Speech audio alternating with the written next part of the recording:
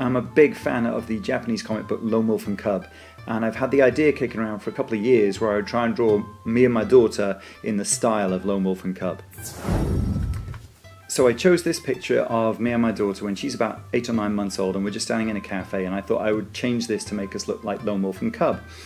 So I did the drawing, and I wasn't particularly happy with it, and despite 2 or 3 redraws on things like eyes, noses, mouths and features, I just couldn't quite get it right. So I thought, well, I'll just forge ahead with it and try and fix some of those things at the secondary drawing stage.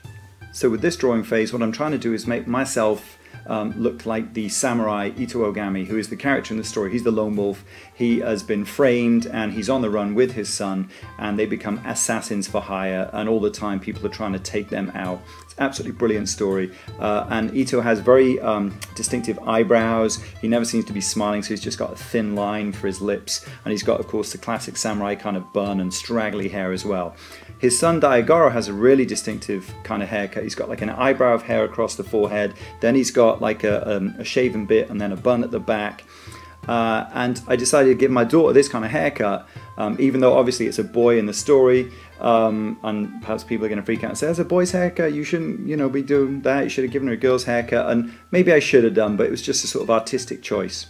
So before I ink it, I just thought I'd show you a kind of a flavour of the kind of inks you're talking about. Classic black and white inks, dip pen or brush with, you know, a variety of inks, possibly an italic or calligraphy pen as well. And you've got some deep, deep black areas, and then you've got these really fine hatched areas as well. So a sort of classic, old school Japanese manga style, you know, black and white painted or inked artwork.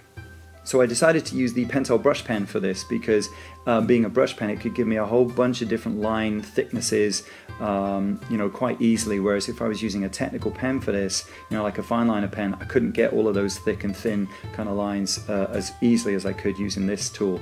So I decided to use that, and it's just straight ahead black and white, no halftone, no mid-tone, and all of the hatching and all of the line work that I got to do is all done solely with the brush pen, with me trying to be very careful working from left to right and trying to give it quite a loose, organic kind of feel. I'm usually a little bit more careful with the brush pen, but on this one I decided I'd try and work a bit more quickly, you know, slap that kind of hatching, shading lines in a bit more loosely than I normally would do.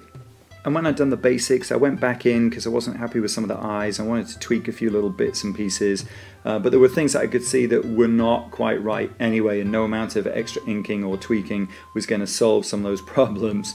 But you know, I just added some little minor tweaks and changes, and then decided to give it a border as well, just to kind of hold the figures together. And also within that border I could put a kind of leaf kind of motif, you know, just to break up that white space in the background. So again, that's just using the brush pen and pressing down hard and then flicking up the tip to get like that nice kind of pointed leaf kind of look. So here they are side by side with the photo, so you can sort of compare a little bit. My wife said it best. She said, "You look fine, but Amelia looks weird." And I agree, and I think it's because I use the kind of look of Daigoro, which is a boy, on Amelia, who is a girl, and perhaps I should have searched through the comic book to find a kind of a girl's hairstyle for her instead. So she's neither Daigoro nor Amelia, so she's kind of somewhere in the middle, and it looks a bit weird. Apart from that, I'm pleased with the inking, I'm pleased with the strokes and so on, but 100% need to do this kind of thing again.